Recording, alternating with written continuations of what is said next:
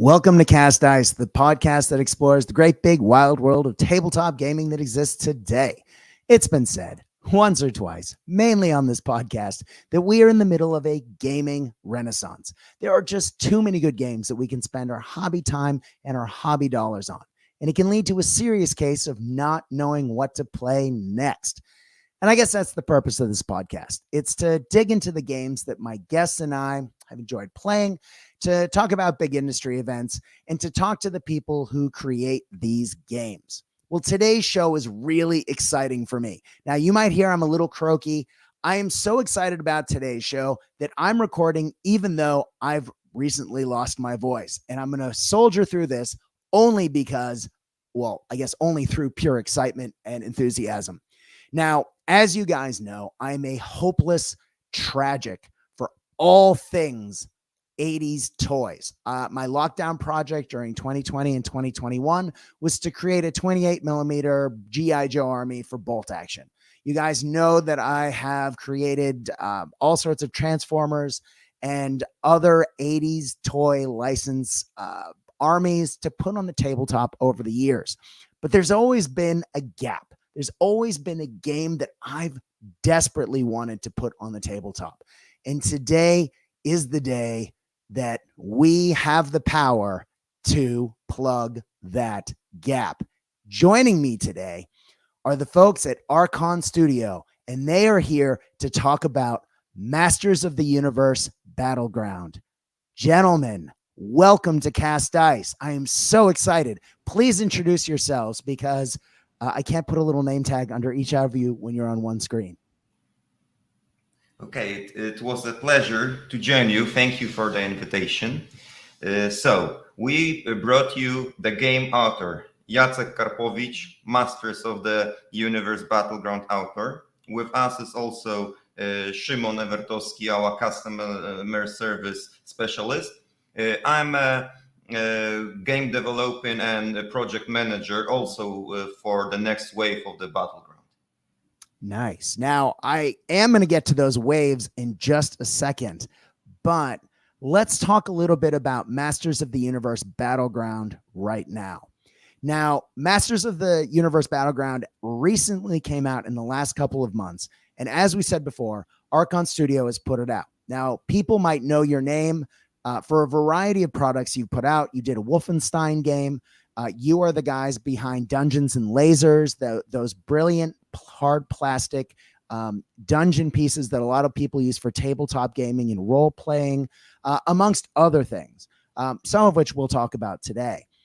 How did you guys get involved with Masters of the Universe? Because this is a very well-developed game, and it seems like it would have taken you a lot of time to put it together. How long has this project been in the works, and how did you get involved with putting He-Man on the tabletop? First step was connected with buying license from the licensor. So the whole long procedure must took place before Jacek could start working on the actual game. So that was the first step. More about games development. Jacek should say really interesting things how he was working on the game. Nice. How long have you guys been working on this?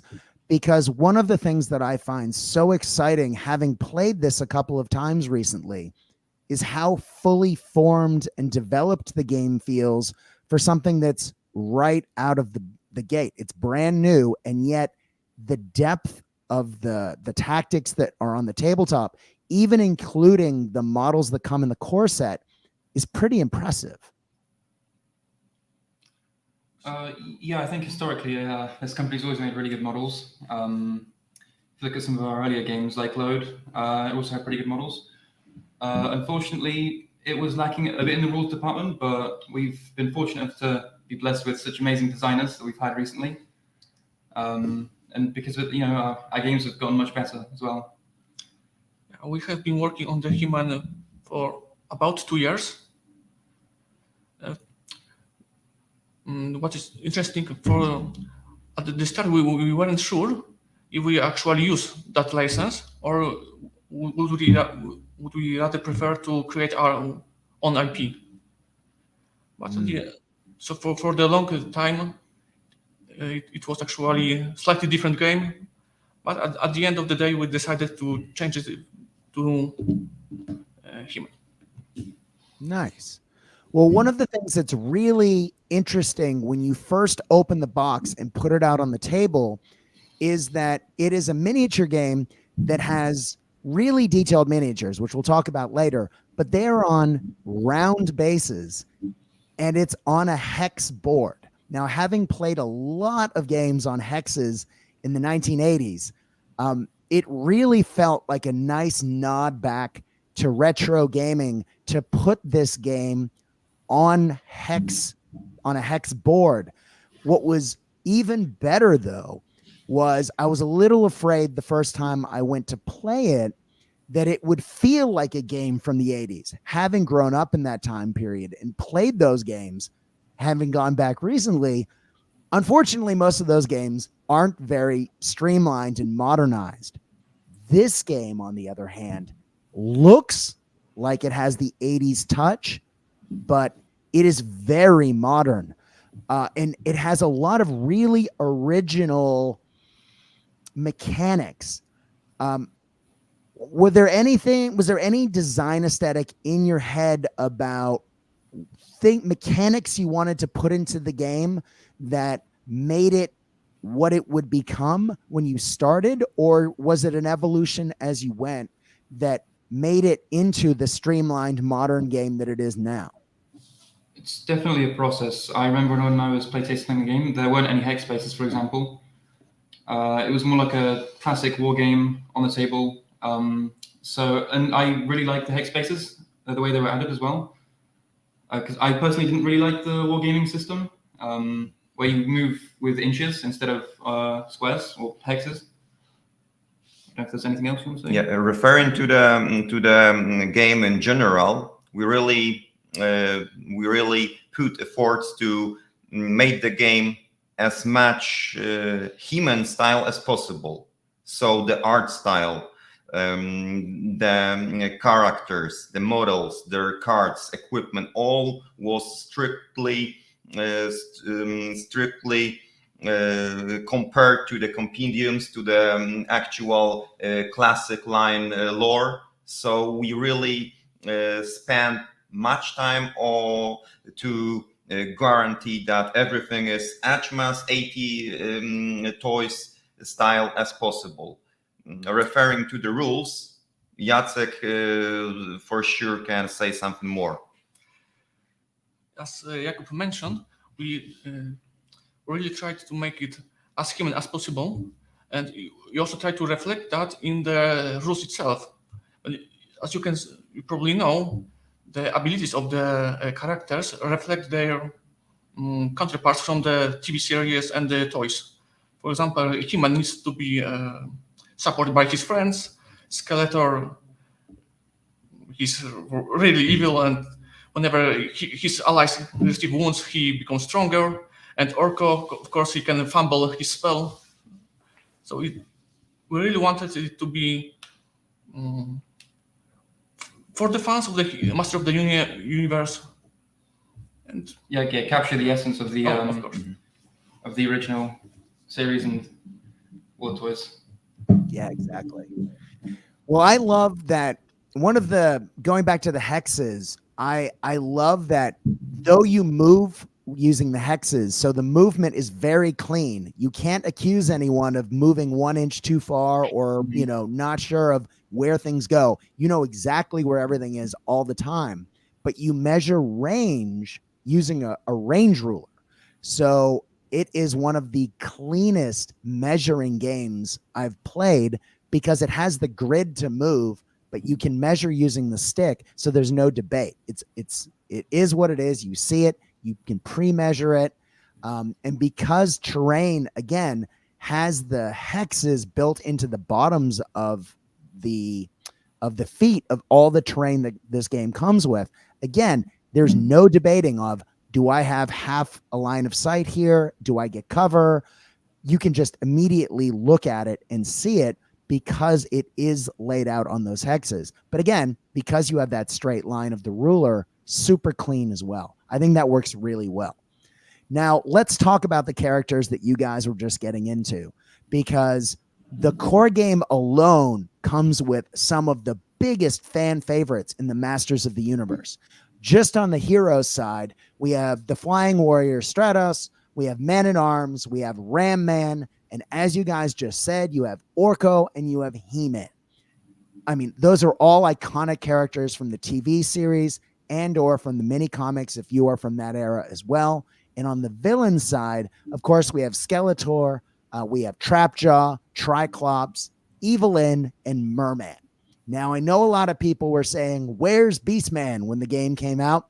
But we'll get to that in just a minute. Was there a reason why you chose these characters to go in the core box? I mean, obviously, you had to include some big names, right? Just so people would be interested and want to buy in to have their favorite childhood toys on the tabletop. But the Masters of the Universe range had so many characters you could have chosen from. Why choose these? Was there a particular reason, or were there characters that you knew you wanted to give a little bit more depth to, Scareglow or the Sorceress, for example, who needed extra bits added to their box later that couldn't go in the core box? Could you talk to us a little bit about that process? As you said, we've started with some fan favorite names, big names for each factions, but there were also some designers' reasons to choose this set of characters, not the other. Yes, we need a specific skill set in every team. So every team needs a melee guy, a tank, a range character, a spellcaster. We need to make sure that you get an options. Yeah, it's mainly about like complementing the skill sets of each character. Yeah, and that's one thing that I think, especially when you pull out the box the first time and you play the introduction scenario, it's very cleanly laid out. It tells you what characters to put on the board. It even tells you where to put them. It tells you where to put the terrain and how to equip the characters to get a good overview of the game. And having played that twice now, once with a friend and once by myself, I think that really helped me to understand how to play the game. So I think, as you say, there's a nice spread of characters. And then as you can get expansions later, you could perhaps trade out perhaps the Sorceress for Orko if you want a different spellcaster, for example, or Tila for Man-at-Arms if you want a different warrior on the good side. So there's a lot of great options there. But if you want to go magic heavy, you could always include Orko and the Sorceress, right? So it gives you some nice choice. But as you said, the core game itself gives you a nice spread of characters. Well, guys, something you alluded to earlier is you're talking about the lore and the history of these characters. Well, I'm holding in my grubby little paw a giant, fat, hardbound book, which is the Masters of the Universe Encyclopedia. And it's got a ton of different characters, histories, and lore behind them. And I just love reading this book, mainly because my Masters of the Universe and generations of Masters of the Universe that came afterward are very different. And there are different characters that have appeared in different iterations of the cartoon over the years. And some characters have wildly changed in the design aesthetic, their history. For example, when He-Man first came out, or the Masters of the Universe toys, I read the mini comics that came with the action figures religiously. And with that, you saw that He-Man was a barbarian living in the deep, dark forests, and he gets summoned to Castle Grayskull to be its defender, to defend it against the evil warriors led by Skeletor.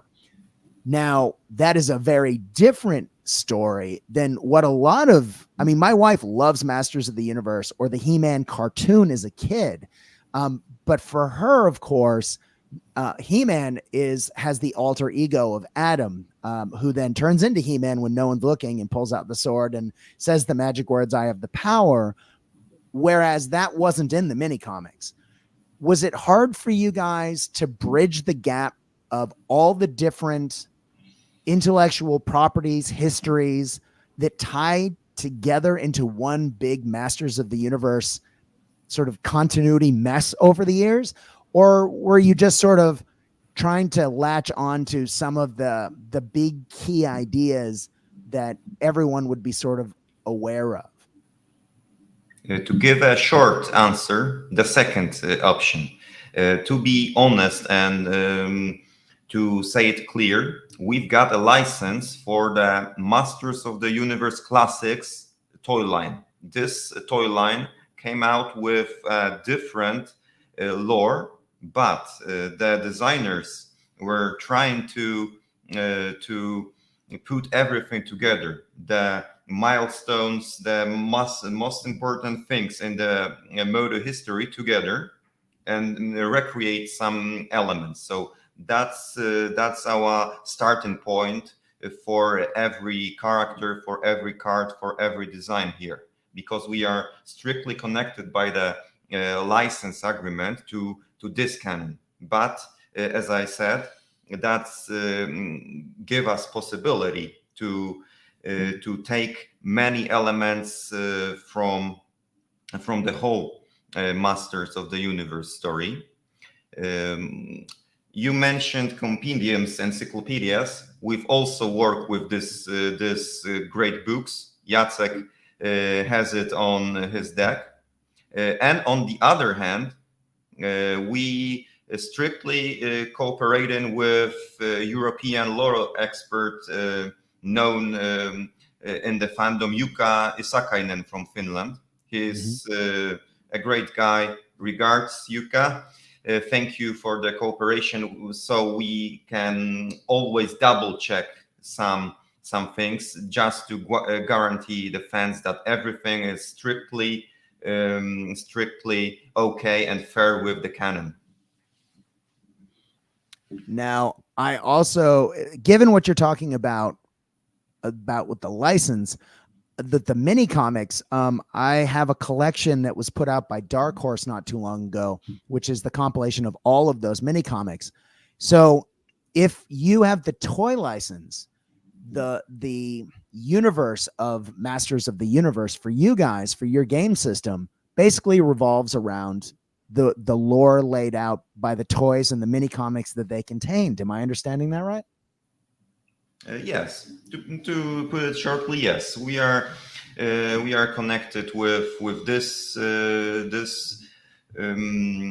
canon, the classics. But as you can read in the book, each character has really well developed backstory written in the encyclopedia. So that's the main source for our characters' bios. Yeah. Nice.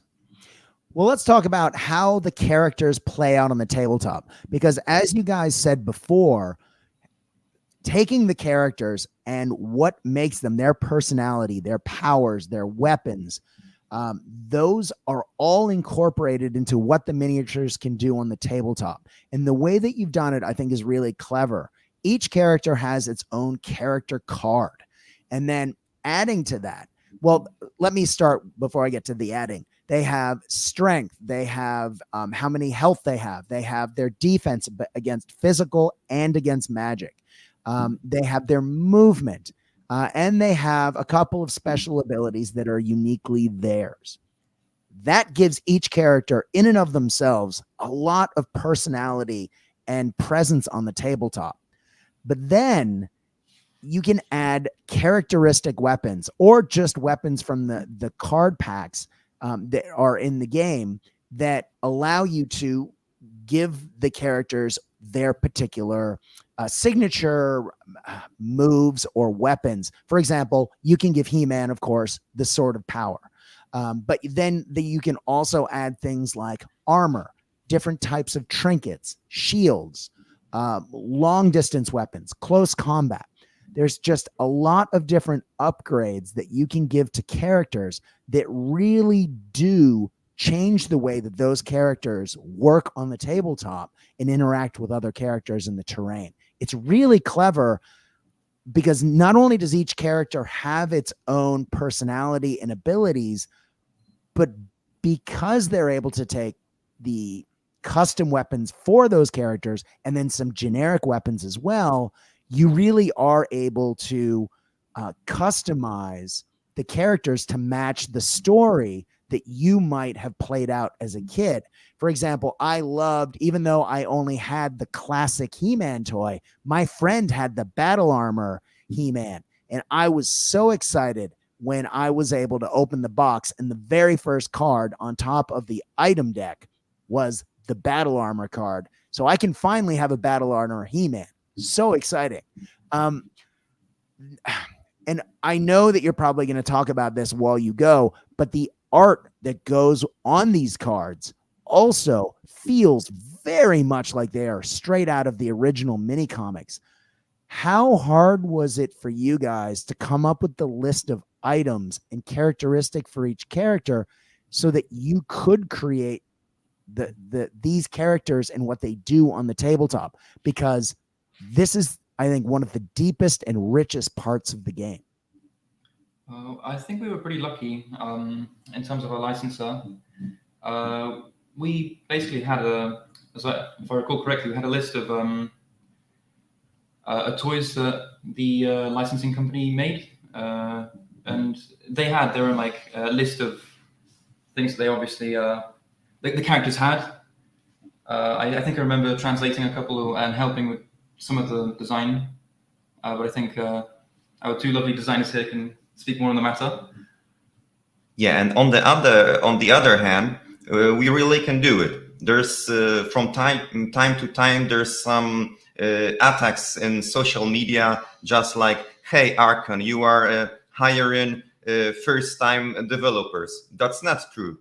Jacek, for example, is a really clever guy. He's got an experience also in video game developing, and we trust. We show you that we really can do it. Just check Motu Battleground, check Wolfenstein. We know what we do, and the outcomes are really satisfying. Absolutely. Now, I want to talk about a couple of the mechanics in the game that I think really make the game. Now, one of the things when I've played skirmish games is that you can sometimes, when you're rolling for damage, end up having these big swings where characters will do tons of damage or do no damage. And it can feel real bad when your opponent does a lot of damage and you do none.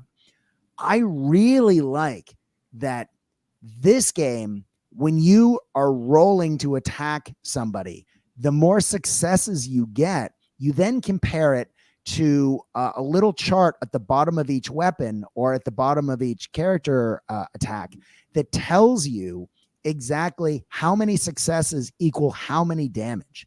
For example, you might do 4 damage to somebody, but then if you go down to the weapon, you realize if you go to the little chart of how many successes there are, you've only done 2 damage. You're not doing 4 damage. Or if you did 5 successes, that's only 3 damage, depending on the weapon. I think that's a really nice touch. In some cases, you have to get 2 or 3 hits to even do 1 damage. It really levels out the amount of damage that characters can do. So it doesn't mean that your favorite character gets knocked off the table the first time they get hit, which is a really nice touch. What led to the development of that mechanic? Because that is one of my favorite parts of the game.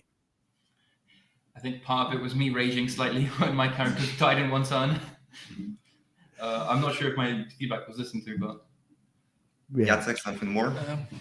In the first iteration of the game, we actually, all weapons deal the same damage. It was, for 1 success, you deal 1 damage. And if you have 3 successes, that's a critical hit and you deal 2 damage. But during our playtest, we decided that this is too limiting for us and very hard to design unique feeling weapons. So I come out to this idea, and it works much better.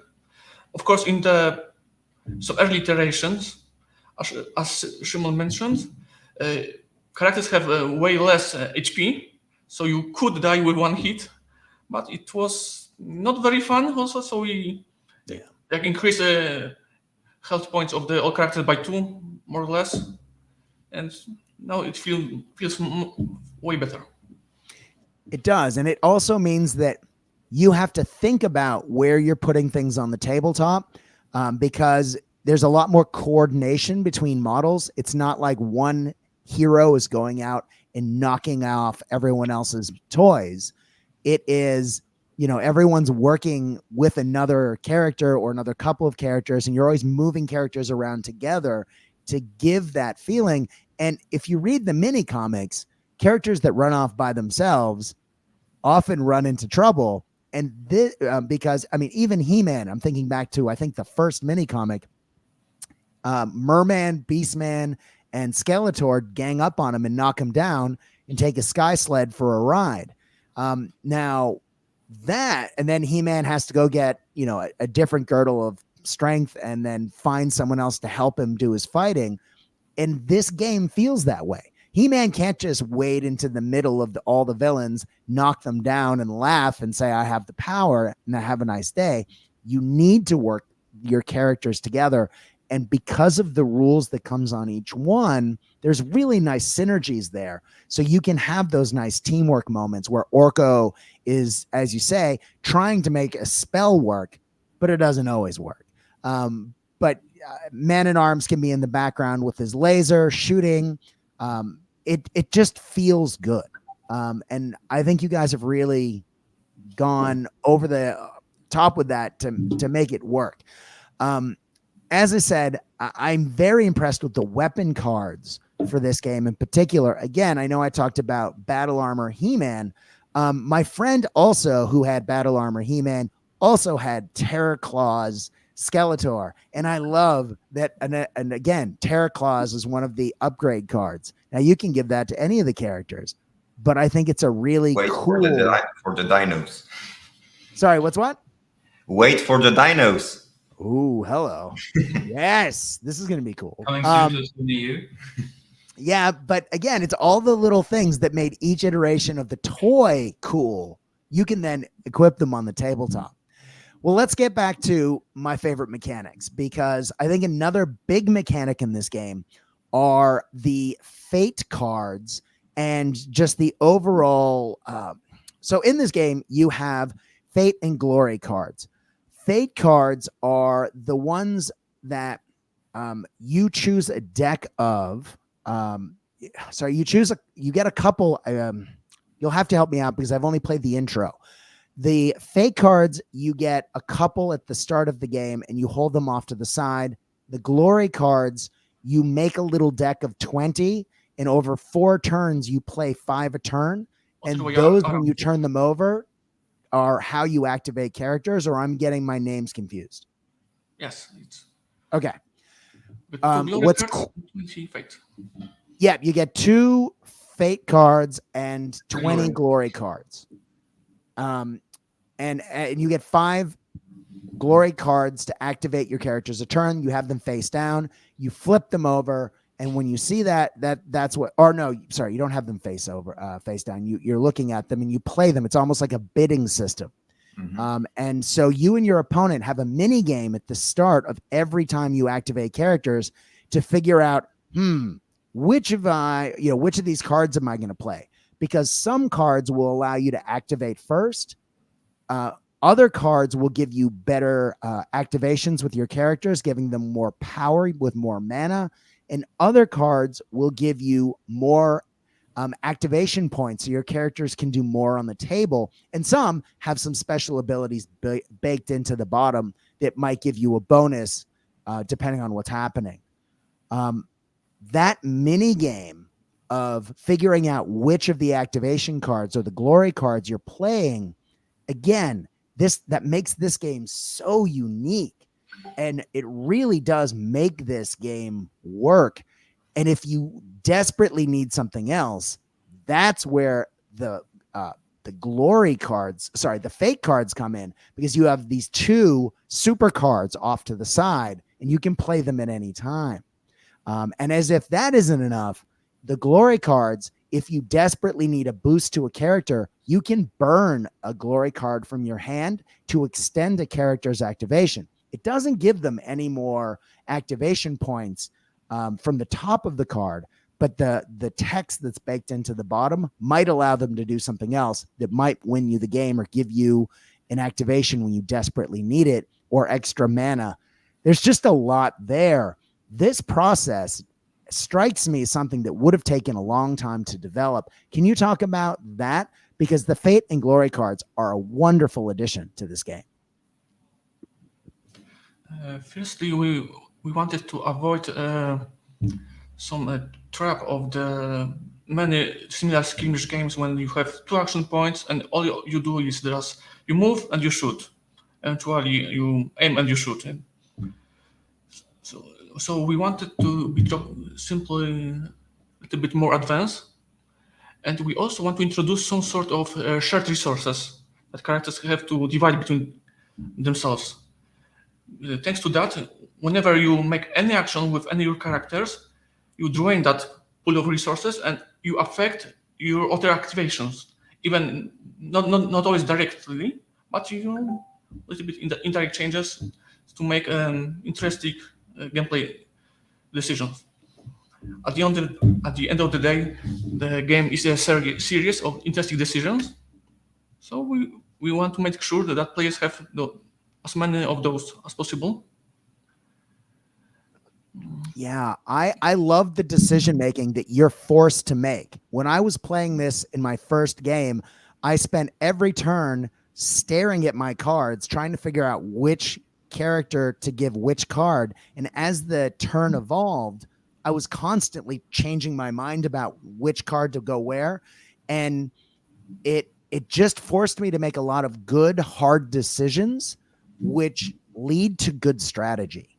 I can't express enough how much I like this mechanic, because it really does give the game its essence. Can I just say, I'm being a bit biased here, but as a Magic the Gathering player, I also really like the system of Fate cards and Glory cards. It definitely reminds me a bit of a collectible card game with some of the decisions you have to make. Absolutely. Yeah, a lot of hard choices. Another thing I like about this is the focus mechanic. Now, when you activate a character, depending on how many action points they get from the Glory or the Fate cards, you can move, you can attack, you can cast a spell, you can fire a weapon if it's at range, or you can focus. Now, if you focus, that will give you bonuses to the next thing that you do. Now, if you focus move, for example, if we take Evelyn, for example, Evelyn has a movement of 5/6. So if you move her, she can move 5 spaces. If you focus and then move, she can move 6. Now that may not seem like good economy, 5 to 6. But some characters, like Stratos, for example, that's a massive jump. And I'm trying to think of the difference there, but I think he goes from 5 to 9, which is... Sorry, 6/9. So he moves significantly further when you focus him. And yes, that takes up an activation point and keeps you from doing something else later. But you need to really, sometimes, because this is an objective-based game where you get points for knocking out opponents' characters and for grabbing objectives, you need that extra movement. But at the same time, the focuses allow you to re-roll dice later when you need them. So you're kind of wondering, activations, where am I putting these activations? How am I activating my characters so I can achieve what I want on the tabletop? And again, just like the Glory and the Fate cards, that really does give you fits over some decision making when you're learning the game, because you're not sure, how am I going to get there? And you do have to make hard choices, and that makes for great gameplay. How did the movement mechanic come to be? It actually came out during our first playthrough of the game. I was played, and I have only 2 action points. I move my character, and then I have no one in range. There was no reason to use Overwatch, and I have nothing to do. It really sucked, and I decided that we had to do something about that. And after a few brainstorms, we came out with the focus idea to really solve this problem. It does really give some of the characters their personality. For example, Ram Man doesn't necessarily go very far. He's a tanky character. He's very slow, and you can't focus him into having a big long run. Whereas other characters like Stratos goes from 6 to a 9. So again, that movement characteristic really does help to build their abilities and their personality on the tabletop. Very clever. Well, I do want to jump to the elephant in the room, which is when you look at this table, that one of the great things about Masters of the Universe Battleground is the terrain. Now, you guys have lots of experience from Dungeons and Lasers. Now, you guys haven't just made 1 or 2 different dungeon sets. There are a ton. You have science fiction dungeon sets. You have Weird War, World War II dungeon sets. You have alien spacecraft. You have, the list goes on. Dwarven holds, caves. There's all kinds. When you were thinking about the Masters of the Universe Battleground game, how much did you fall back when you were just coming up with the idea of the game of saying, I want to put that kind of terrain, the hard plastic walls, on the tabletop? Because the walls are in different pieces and you can maneuver them around, you really can set up the board a bunch of different ways to match a bunch of different scenarios, which gives you very different gameplay, but is again prescribed so it's fair for both players. How much did your experience with the dungeon building lean into the creation of this game? It definitely helped a bit. Something about our terrain is that we use Hibs plastic injection. And to date, there's only a couple of companies that make terrain, plastic terrain for all sorts of dungeons that actually use Hibs. An example is Games Workshop for some of their bigger, like tree models for outdoor terrain, that kind of stuff. But the vast majority of companies use other ways of producing plastic, which definitely helps. Hibs allows for like really high quality, really sturdy plastic. We already use it for all our models, but yeah, definitely using it for terrain really helps. Yeah, Dungeons and Lasers is not the only trademark from Archon Studio. There's also a Rampart terrain dedicated especially for wargamers. So we've got a great experience in creating and developing such stuff. So referring to Battleground, it was something like this. We've already proved many times that we are making it good.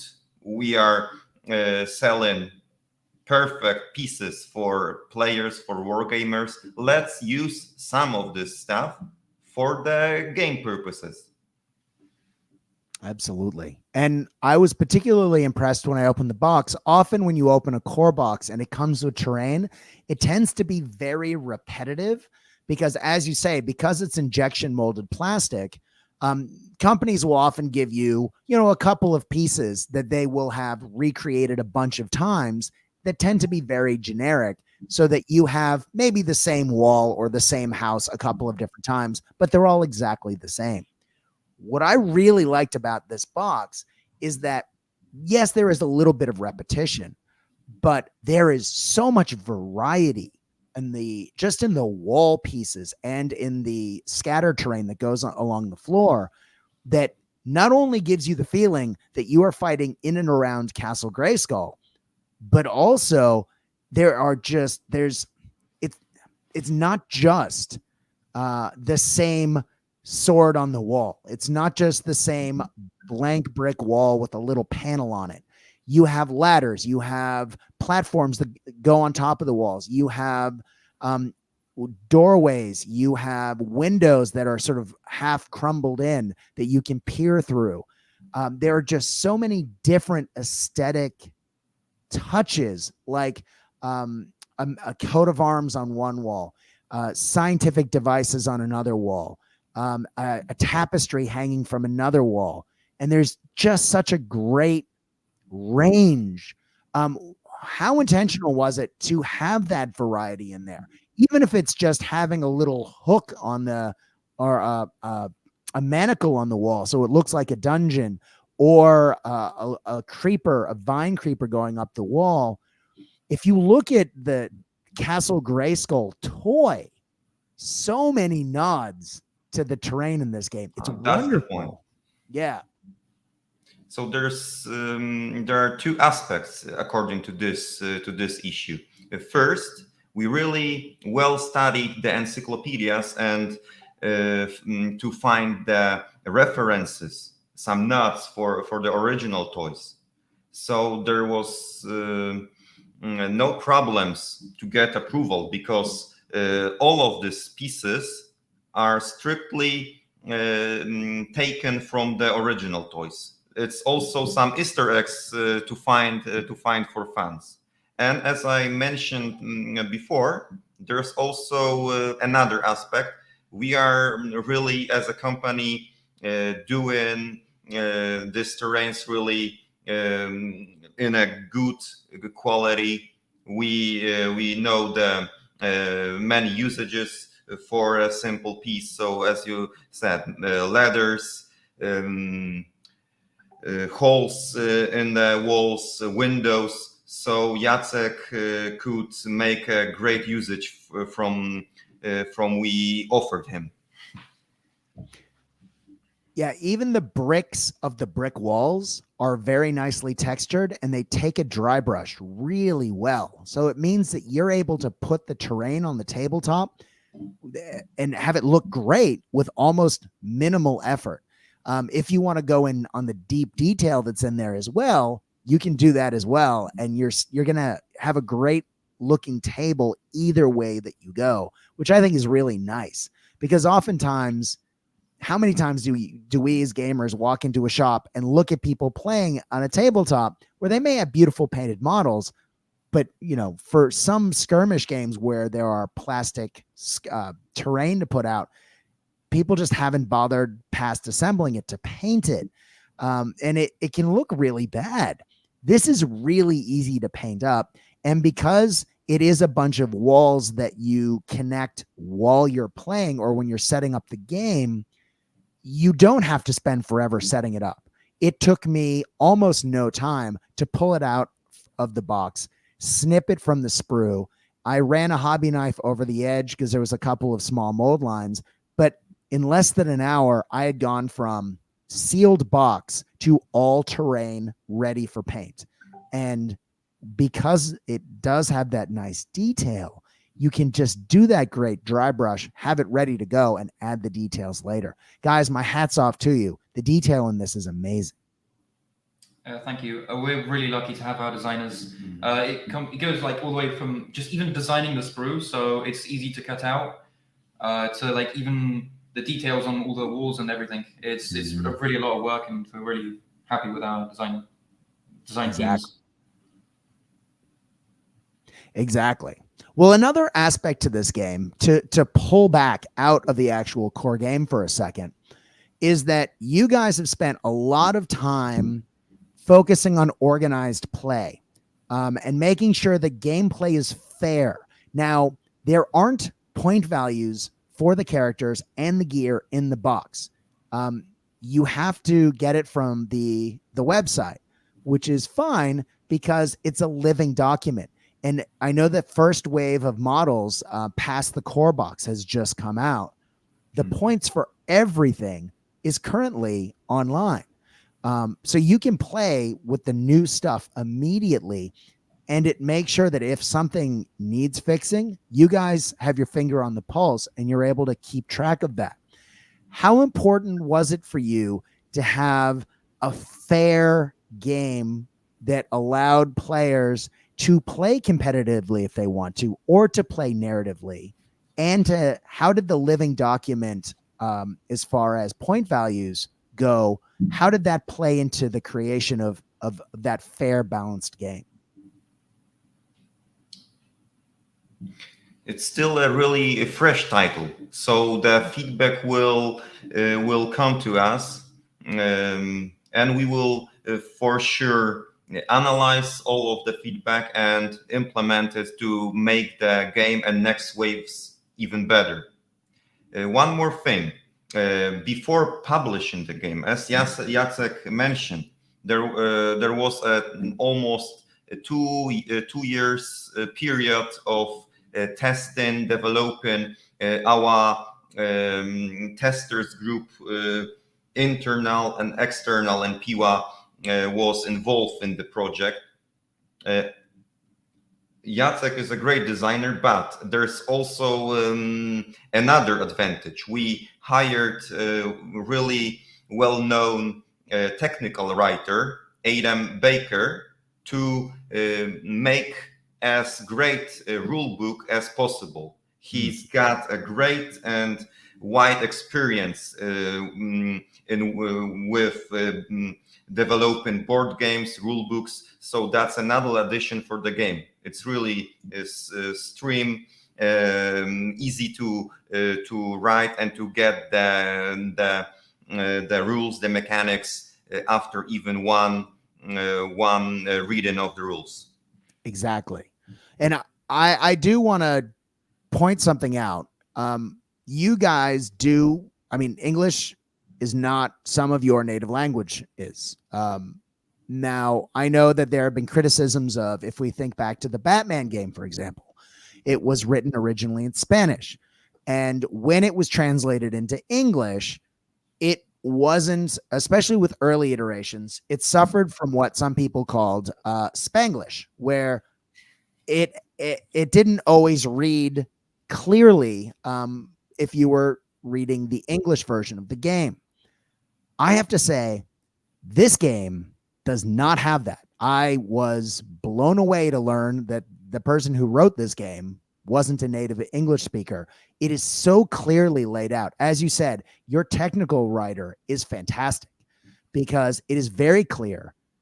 It is perfect English. And I just want people listening today to understand that when you open this rule book, you are going to get a nice, finished, balanced game that reads perfectly. And there's fewer typos than in most games that I play, which is really nice to see as well. So again, my hat's off to your technical writer, because the rule book is really nice. Now, we did get to mentioning the game is growing. Now, there is Wave 1, which has just hit the streets. And we have a heroic box and a villains box. Now, the heroic box includes 2 super iconic characters, which are integral to the Masters of the Universe lore: the Sorceress, the defender of Castle Grayskull, and Tila, the warrior woman. Now, what's cool about these characters is when you get this box, on the sprue that has both of those plastic characters, you also get special portals that you can use with the cards that these characters come with. This box has 16 cards in it. There are addition to the rules, so you can use the portals. There's new weapons. There's new gear. There are obviously the 2 new character cards, but again, you also have additional fate cards that have been added in that you can cycle through that give you new special abilities on the tabletop that tie to these characters. It's a really nice, well-rounded edition. Can you talk to us a little bit about the development of the Sorceress and Tila and what they bring to the tabletop, especially given that they have these portals? Firstly, those actually aren't portals, but force fields. But Force fields. everybody Sorry. makes that mistake, so that's okay.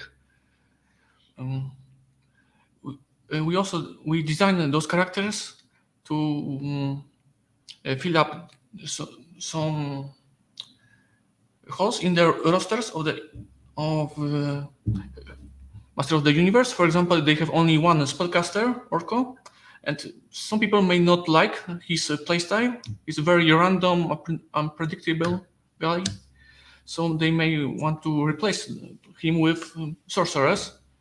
And she also give lots of bonuses for the players who like to play more defensively, because he provides extra interruptions for all the characters. So she goes very well with men at arms, who can utilize those interruptions very well. And Tila, she is quite interesting character, because when you look on her stat line, they are not that impressive. She don't have lots of armor and health, and yet she is a melee fighter.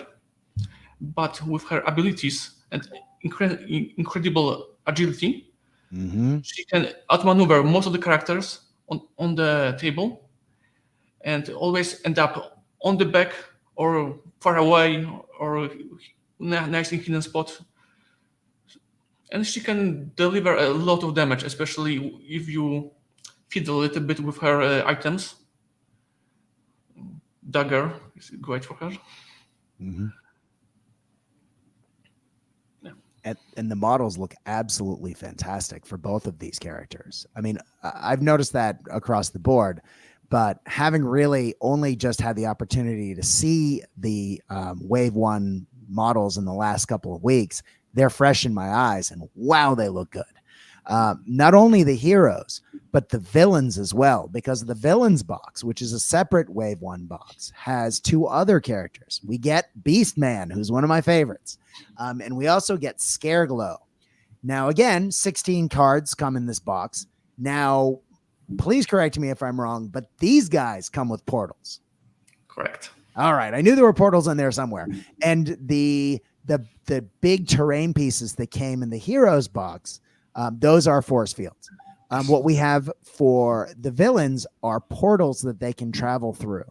And of course, we also have both of these characters have very different mechanics. Beastman gets stronger the more you hit him, and the angrier he gets. And Scareglow can actually curse people and make them scared, and they get debuffs while he gets buffs.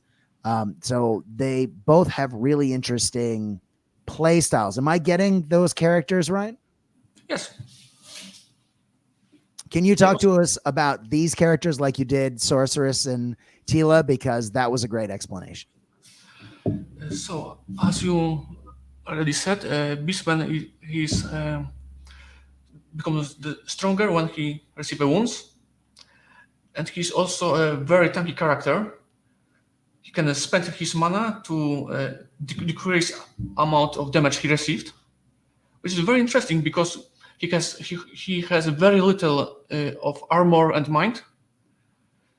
So he almost always receives some damage from the attacks, but not a lot, because he can just reduce this amount to 1. So if you want to deal with him, you have to quantity over quality.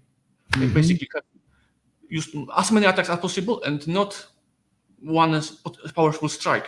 So, for example, He-Man won't be very good against him, but Man at Arms with his little arm cannon, yeah, that would work great.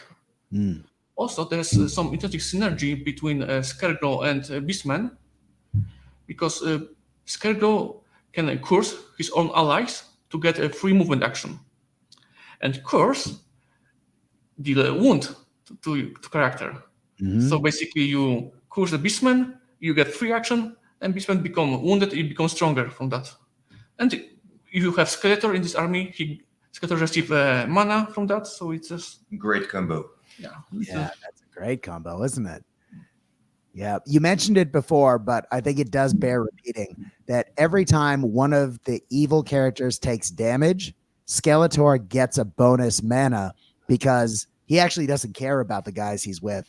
He actually just thinks they're all buffoons, and he actually gets more powerful the more you hurt his friends, which is a really nice villain touch. Love it.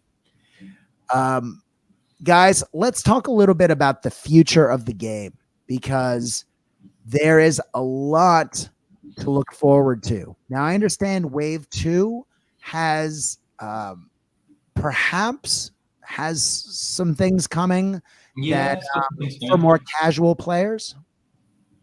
Probably, maybe. Yeah, there's a special new innovative game mode for the Wave 2. Wave 2 is already finished, and we are preparing a production process. And from now on, we are also focusing and thinking of Wave 3. Oh, I wow. think for any well, I think for any game for it to be successful in the long run, it has to have some sort of competitive aspect. But first and foremost, the game should be fun, right? If it's not fun, then nobody's going to play it in the first place. So. Right.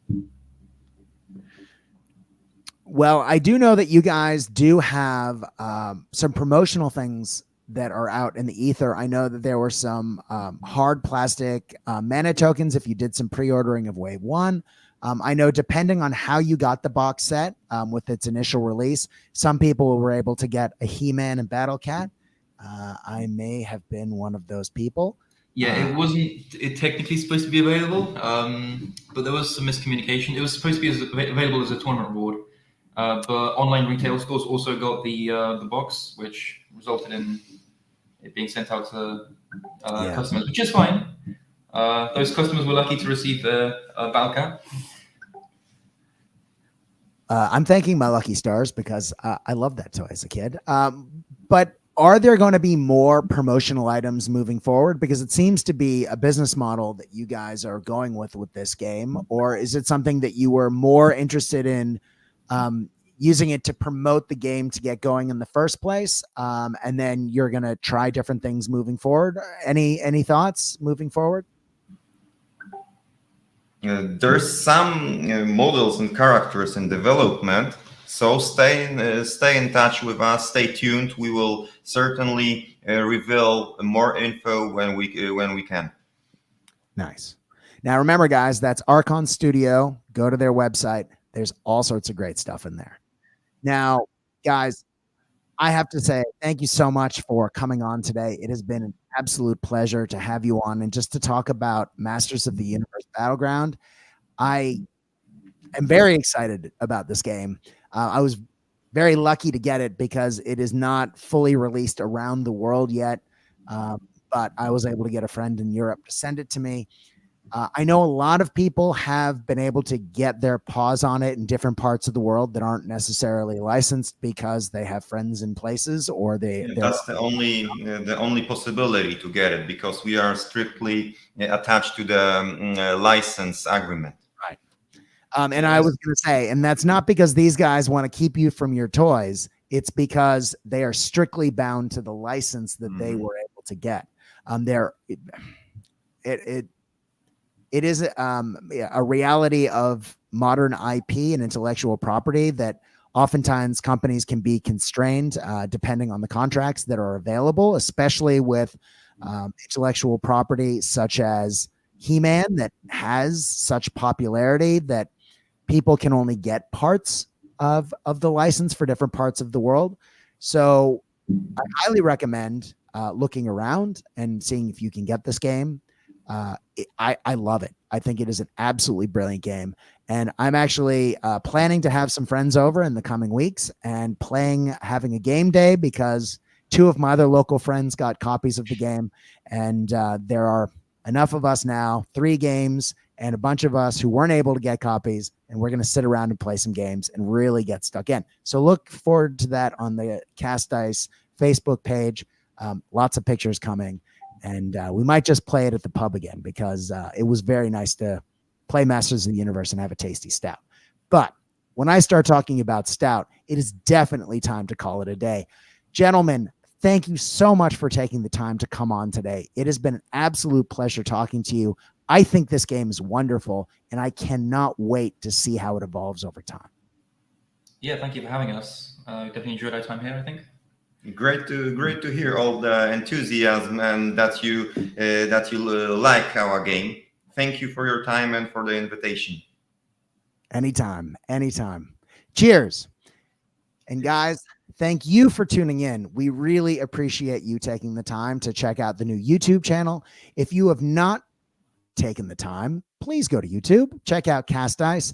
I promise I won't keep doing this, but as this is the beginning of the video series, I thought I would bring it up. Guys, please go to Cast Dice, CASTDICE. Check it out. Remember, YouTube algorithms are weird. They actually like it if you hit like and you watch for more than 10 seconds. I would love it if you took the time to check out my lovely face and got to see some of the pictures and the actual lovely faces of my guests today. Also, if you have any ideas for the show, please go to Facebook, go to Cast Dice, CASTDICE, and please let me know what you think of either this episode or if you have an idea for future episodes. This was a highly requested episode. I was going to do it anyway, but tons of people know how 80s centric I am and have liked the Facebook page and were looking for that. And when they saw this, they naturally, Brad, you're doing this, right? Yes, I am. So thank you to everyone who reached out to say, please, can you do this episode? Because though I was already hunting down the game and trying to find a way, it really did fuel the fire. But guys, again, I think it's time to call it a day. Remember what our buddy Casey always says. When you are playing the games that we know and love, I hope that your dice roll hot. I hope your beverages are cold. But more than that, we at Cast Dice hope that you are having fun. Stay safe out there, guys. Good night.